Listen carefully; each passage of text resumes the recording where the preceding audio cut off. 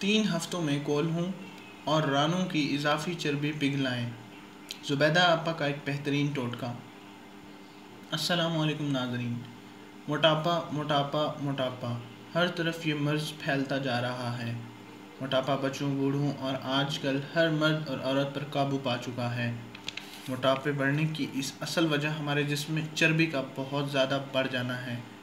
हमारे जिस्म में चर्बी बढ़ती चली जाए तो जिस्म के कुछ अज़ा फैलते और ढीले होते चले जाते हैं और फिर लटक कर मोटापे की सूरत में वाज़ेह हो जाते हैं। नाज़रीन, कोल्हों, रानों और पेट के अज़ा नरम होते हैं। इसमें चर्बी की ज़्यादा मिकदार समा सकती है। जब चर्बी की मिकदार बढ़ती चली जाती है तो मोटापा जन्म लेता है, जिसकी वजह से जिस्म भद्दा और बदसूरत नज़र आता है।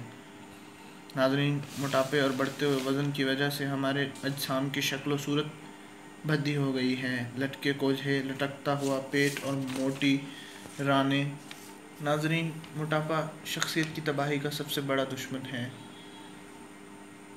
चर्बी, बढ़ता हुआ वज़न, मोटापा तमाम बीमारियों की जड़ है।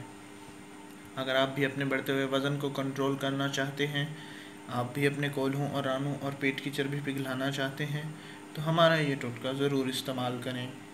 आज हम आपको 3 हफ्तों में रानों, कोल्हों और पेट की फालतू चर्बी पिघलाने का एक बेहतरीन आजमूदा टोटका बताएंगे, जिसके करने से आप ख़ुद को हल्का महसूस करेंगे और आप तमाम काम काज कर सकेंगे। नाज़रीन, वो टोटका ये है। 1 चम्मच जैतून का तेल लें, साथ इसमें 2 चम्मच सेब का सिरका मिलाएं। इस मिक्सचर को अपने पेट, रानों और कोल्हों पर लगाकर 20 मिनट तक हल्का हल्का मसाज करते रहें। इसके बाद 30 मिनट तक ऐसे लगा रहने दें। इसके बाद आप साफ़ पानी के साथ इसे धो लें। नाज़रीन, हमारे इस वीडियो को परेशान हाल दोस्तों तक ज़रूर शेयर करें। शुक्रिया। अल्लाह हाफ़िज़।